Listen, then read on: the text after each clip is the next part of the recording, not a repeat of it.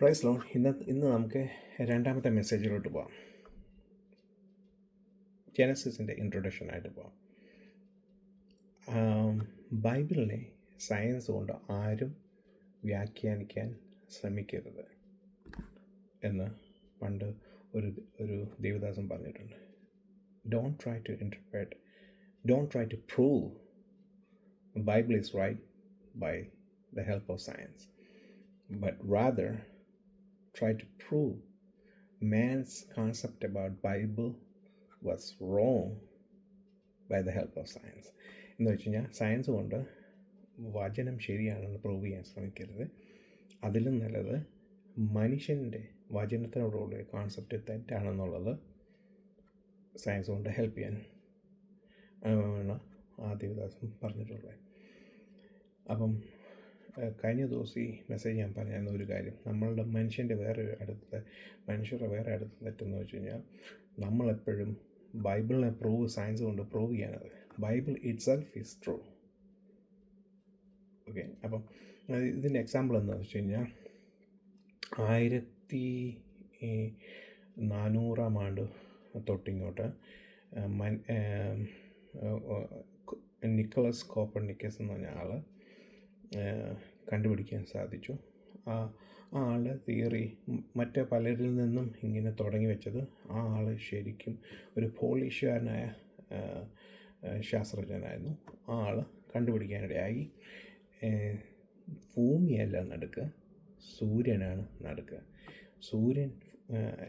ഭൂമി സൂര്യന് ചുറ്റും കറങ്ങുകയാണെന്നാണ് പറയുന്നത്. പക്ഷെങ്കിൽ അതിനു മുമ്പ് വരെ എല്ലാ ആൾക്കാരും ചിന്തിച്ചുകൊണ്ടിരുന്നത് ഭൂമിയാണ് നടുക്ക്, സൂര്യൻ അതിന് ചുറ്റും കറങ്ങുകയാണെന്നുള്ളതാണ്. അപ്പം ഇത് കണ്ടുപിടിച്ചെങ്കിലും അതിന് ശേഷം വന്ന ശാസ്ത്രജ്ഞനായ ഗാലീലിയോ ഈ സെയിം കാര്യം പറഞ്ഞു. പക്ഷെ അന്ന് കത്തോലിക്ക സഭ ഈ ഗാലീലിയോയെ ഹൗസ് അറസ്റ്റിൽ വീട് തടങ്കലിൽ ജീവിതകാലം മുഴുവൻ വെച്ചു എന്നാണ് നമ്മൾ വായിക്കുന്നത്. എന്തുകൊണ്ടാണ്? സയൻസ് മനുഷ്യൻ്റെ കോൺസെപ്റ്റ് തെറ്റാണെന്നും ഇതാണെന്നും ശരി. പക്ഷേ അപ്പം അന്നത്തെ ഒരു ആർഗ്യുമെൻ്റ് എന്ന് പറഞ്ഞാൽ യോശുവയുടെ പുസ്തകത്തിൻ്റെ അകത്ത് ഉണ്ടായിരുന്നു. സൂര്യ നീ അയോലൻ താഴ്വരയിലും ചന്ദ്ര നീ ഗിബയോൻ താഴ്വരയിലും നിൽക്കാൻ പറഞ്ഞു. അപ്പോൾ അതേപോലെ യോസഫിൻ്റെ സ്വപ്നത്തിൻ്റെ അകത്ത് സൂര്യനും ചന്ദ്രനും ഇങ്ങനെ അപ്പം ഭൂമിക്കാണ് കൂടുതൽ ഇമ്പോർട്ടൻസ് അതുവരെ ആൾക്കാരെ കൊടുത്തിരുന്നത്. പക്ഷെ അന്ന് by the help of science ആൾക്കാർ കണ്ടുപിടിക്കാൻ ഇടയാക്കി. കോപ്പർനിക്കസ് കണ്ടുപിടിച്ചു ഭൂമിയല്ല നടുക്ക്, സൂര്യനെയാണ് തരുന്നത്.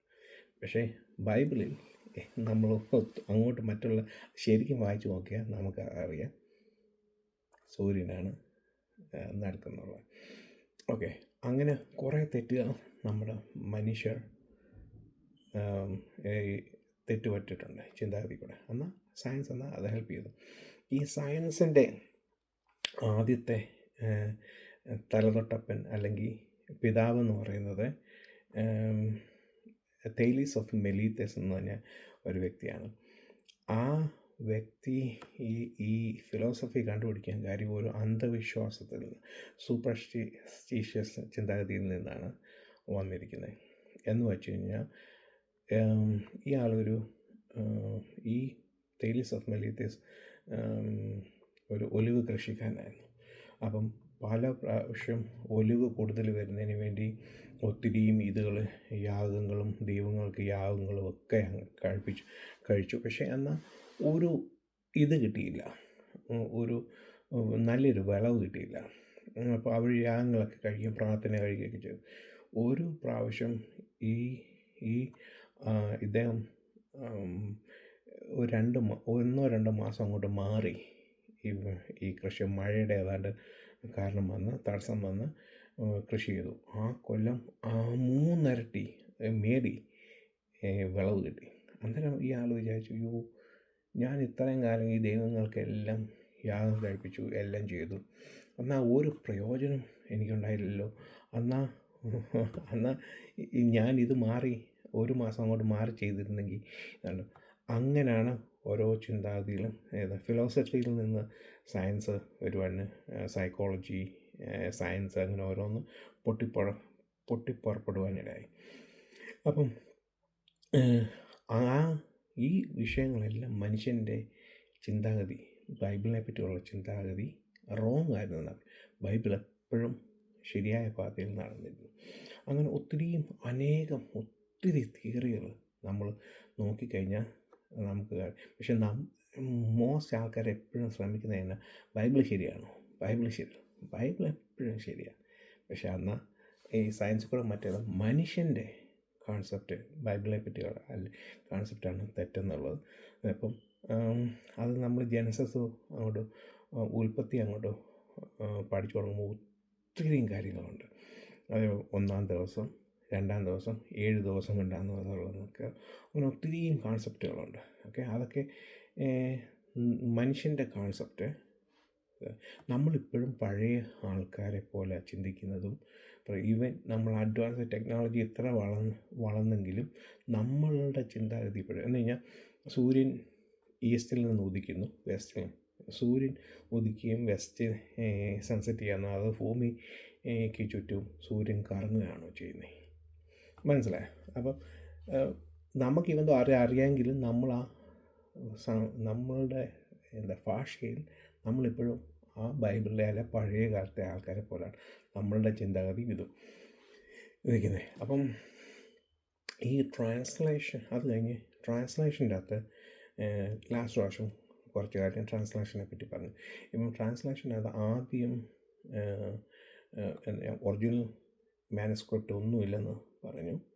പിന്നെ ഉണ്ടായിരുന്നത്, അപ്പം എങ്ങനെ പഴയ നിയമം എങ്ങനെ വന്നു എന്ന് ആൾക്കാരുടെ ഒരു ചോദ്യമുണ്ട്. ആ പഴയ നിയമം വന്നത് ഈ മാസോററ്റിക് ടെസ്റ്റ് എന്ന് പറഞ്ഞ മോശയുടെ ഇതിൽ നിന്ന്, അതായത് നമ്മുടെ എസ്രാ, നെഹമ്യായ, നെഹമ്യായൊക്കെ എടുത്ത ഇതിൻ്റെ കോപ്പികൾ, ഒറിജിനൽ നഷ്ടപ്പെട്ടു, പക്ഷേ കോപ്പികളുണ്ടായിരുന്നു.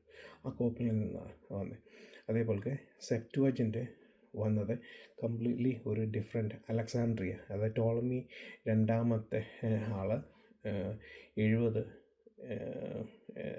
പുരോഹിതന്മാർ അല്ലെങ്കിൽ ട്രാൻസ്ലേറ്റേഴ്സിനെ കൊണ്ടുവന്ന്, അതുകൊണ്ടാണ് സെപ്റ്റുവജൻ്റ് എന്നുള്ള പേര് വന്നത്.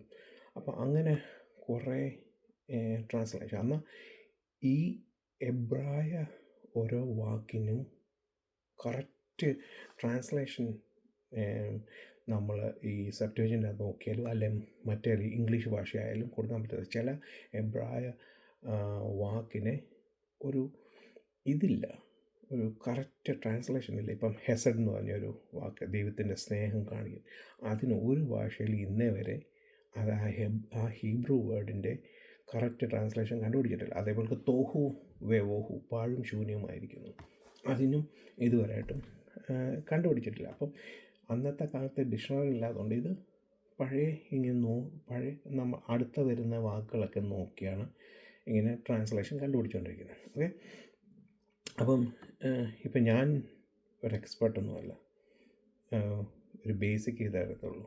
അപ്പം പക്ഷെങ്കിൽ ചില വാക്കുകൾ ബേസിക്, ഇപ്പം ഞാൻ വൊക്കാബുലറി പഠിച്ചുകൊണ്ടിരിക്കുന്നുള്ളൂ. അപ്പോൾ വൊക്കാബുലറി പഠിക്കുമ്പം 2 വാക്കുകൾ തമ്മിൽ നോക്കും. ഇപ്പം ഉദാഹരണത്തിന് പറഞ്ഞു കഴിഞ്ഞാൽ, ഇൻ ദ ബിഗിനിങ്, ബറഷീത്ത് എന്ന് പറഞ്ഞാൽ വാക്കിൻ്റെ ഇൻ ദ ബിഗിനിങ് അല്ലേ ഇംഗ്ലീഷ് വരുന്നത്. അപ്പം നമ്മൾ യോഹന്നാൻ 1-ൻ്റെ വരുന്നുണ്ടേ, ഗ്രീക്കിൻ്റെ അകത്ത് വരുന്നുണ്ടേ എൻ അർഹേ എന്ന് പറഞ്ഞ വാക്കാണ് വരുന്നത്.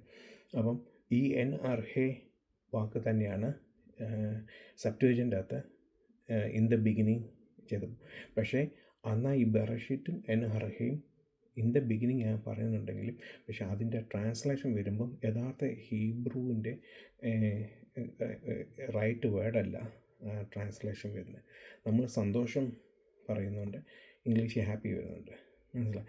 പക്ഷെങ്കിൽ എന്ന് പറയുന്നത് പോലെ ഈ ബറഷീത്തിൻ്റെ യഥാർത്ഥ ട്രാൻസ്ലേഷൻ അല്ല. അത് എങ്ങനെ പറഞ്ഞു തരണമെന്ന് എനിക്ക്, എൻ്റെ വാക്കുകളിൽ ഇതൊക്കെ ഒത്തിരി ലിമിറ്റഡാണ്.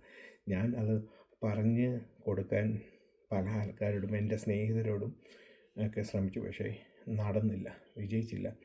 അപ്പോൾ അതേപോലെ തന്നെ കാരണം ഇച്ചിരി പ്രയാസമാണ് അത്. കാരണം അതിൻ്റെ റൈറ്റ് മീനിങ് 2 വാക്കിൽ അറിഞ്ഞാലുള്ളൂ. എനിക്ക് അത്രയും അഡ്വാൻസ്ഡ് ഞാനായിട്ടില്ല. അപ്പം അങ്ങനത്തെ കുഴപ്പങ്ങൾ ഒത്തിരിയും ഇതൊക്കെ ഉണ്ട്. യഥാർത്ഥ വാക്കുകളില്ല. എൻ്റെ ഹീബ്രു വാക്കിൻ്റെ റൈറ്റ് ഗ്രീക്ക് വരാത്തത് കൊണ്ടും ഒക്കെ ഇങ്ങനെ ഒത്തിരിയും കുഴപ്പങ്ങളൊക്കെ ഉണ്ട്. അത് പിന്നെ നമ്മളുടെ വായിക്കുന്ന ആളുടെ വായിക്കുന്ന ആളുടെ കാൺസെപ്റ്റ് കൊണ്ടൊക്കെ ഒത്തിരി ഇതൊക്കെ വരാറുണ്ട്. അതും പക്ഷെ അന്നും പറഞ്ഞ് അത് ബൈബിളിനോ അല്ലെ ഇതിനോ ഒരിതല്ല. ഓക്കെ. അപ്പം ഈ മാസോറട്ടിക് ടെസ്റ്റും സെപ്റ്റുവജിൻറ്റും അതേപോലെ മറ്റോരോ എന്തോ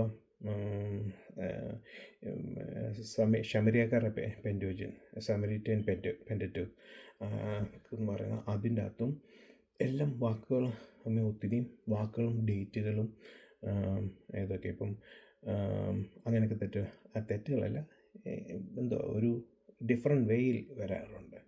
അപ്പം അത് ആൾക്കാർ വായിച്ചിട്ട് വേറെ രീതി റോങ് വേയിൽ ഇൻ്റർപ്രറ്റ് ചെയ്യുകയോ അല്ലെങ്കിൽ അത് ബൈബിള് എന്താ പ്രൂവ് ചെയ്യാൻ പാടില്ല. Bible is always right. Okay. പക്ഷെ നമ്മളാണ് സയൻസ് കൊണ്ടായാലും മറ്റു ഇതും കൊണ്ടൊക്കെ നമ്മളുടെ കോൺസെപ്റ്റാണ് ഇത് തെറ്റെന്നാണ് ഞാൻ മോസ്റ്റ്ലി കണ്ടിട്ടുള്ളത്. ഓക്കെ. അതേപോലെ അറിവ് ഞാൻ പല ആൾക്കാരും ശ്രമിക്കുന്നുണ്ട്. അറിവ് സമ്പാദിക്കാൻ നോക്കരുത്, അറിവ് തെറ്റാണെന്നും ഒക്കെ ഈ നാസ്റ്റിക് ചിന്താഗതി. നോസസ് എന്ന് പറഞ്ഞാൽ വിസ്ഡം, അറിവ്. ഇപ്പോൾ യഹോഭക്തി ജ്ഞാനത്തിൻ്റെ ആരംഭമാണ്. നമ്മൾ ലാസ്റ്റ് പ്രാവശ്യം പറഞ്ഞു അറിവ് 2 രീതിയിലുള്ള അറിവുണ്ട്. ഇപ്പം ഈ പൗലോസ് പറയുമ്പം ഞാൻ പൗലോസ് നമ്മുടെ പുതിയ നിയമത്തിൽ പറയാൻ ശ്രമിക്കാറ് പുതിയ നിയമത്തിൽ പറയുന്ന എന്തോ അറിവിൻ്റെ അറിവിൻ്റെ ഭാഷയാൽ ആരും നിങ്ങളെ തെറ്റിക്കുവാനിടയാകരുത്, അറിവിൻ്റെ വചനത്താൽ. അപ്പം അറിവിൻ്റെ വചനത്താൽ എന്ന് വെച്ചാൽ ജ്ഞാനത്തിൻ്റെ വചനത്താൽ, ഐ തിങ്ക് ജ്ഞാനത്തിൻ്റെ വചനത്താൽ നിങ്ങളെ ആരും തെറ്റിക്കുവാൻ ഇടയാകരുത് എന്ന് പറയും. അപ്പം ജ്ഞാനത്തിൻ്റെ വചനം എന്ന് പറയുന്നത്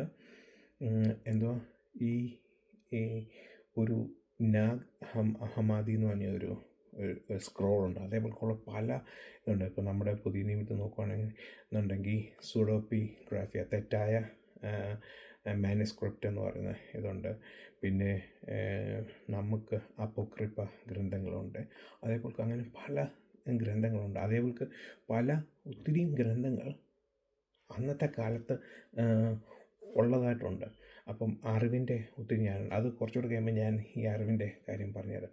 അപ്പം അതാണ് അറിവിൻ്റെ വചനം എന്ന് പറയുന്നത്, അല്ലെ ജ്ഞാനത്തിൻ്റെ വാക്കുകളാൽ നിങ്ങളെ തെറ്റിക്കാൻ ഇടയാക്കരുതെന്ന് പറയുന്നത്. അതേപോലെ ഗ്രീക്കുകാരെപ്പോഴും അവരുടെ ജ്ഞാനത്തിൽ പുകഴ് ഇടയാകുന്നുണ്ട്, ഫിലോസഫി പോലുള്ള ഇതിൽ. പക്ഷെ എന്നാൽ അതിൽ നിന്ന്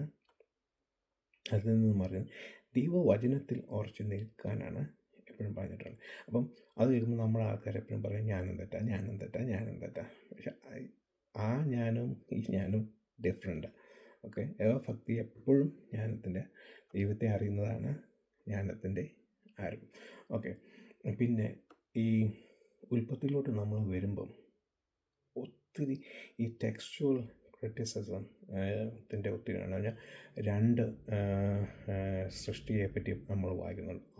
ഉൽപ്പത്തി 1 മുതൽ 2:3 വരെ ഒരു സൃഷ്ടി. അത് കഴിഞ്ഞ് പിന്നെ രണ്ടാമത്തെ സൃഷ്ടി 2:4 മുതൽ അങ്ങോട്ട് അടുത്ത സൃഷ്ടി എന്ന് പറഞ്ഞ് 2 സൃഷ്ടി. അതേപോലെ 2 ദൈവങ്ങളെ പറ്റി പറയുന്നുണ്ട്. ഉൽപ്പത്തിയിൽ 1-ൻ്റെ അകത്ത് എലോഹിം മാത്രമേ പറയുന്നുള്ളൂ. 2-ൻ്റെ ഇത് തൊട്ട് പറയുമ്പം ലോർഡ് ഗാഡ് എന്ന് പറയുന്നുണ്ട്, ക്യാപിറ്റൽ ലെറ്റർ ലോർഡ്, പിന്നെ എലോഹിം. അപ്പോൾ 2 ദൈവം ഇങ്ങനെ വന്നു. അങ്ങനെ ഒത്തിരി ഇതുണ്ട്. അപ്പം അത് പറയുന്നതെന്ന് വെച്ചാൽ ഈ സ്ക്രോൾസ് കിട്ടിയപ്പം പുരോഹിതന്മാർ, പ്രീസ്റ്റ് ഗ്രൂപ്പും യഹോവിസ്റ്റ് ഗ്രൂപ്പും എലോഹിസ്റ്റ് ഗ്രൂപ്പും അവരാണ് ഈ എഡിറ്റ് ചെയ്തേക്കുന്നത്. അപ്പോൾ നമ്മൾ വായിക്കുകയാണെന്നുണ്ടെങ്കിൽ എസ്ര ഒരു പുരോഹിതനായിരുന്നു. അത് മാത്രമല്ല ഒരു സ്ക്രൈബുമായിരുന്നു. അപ്പം ഒരാൾ ഇത് ചെയ്തെങ്കിലും ഇപ്പം അങ്ങനെ ഒത്തിരി ഇത് അതുകൊണ്ടാണ് 1, 2, 3 എന്നൊക്കെ ഒരു ദിവസങ്ങൾ വരാനിടയായി. അത് ഇവരുടെ ഓരോ എഡിഷൻ. അതേപോലെ നമ്മൾ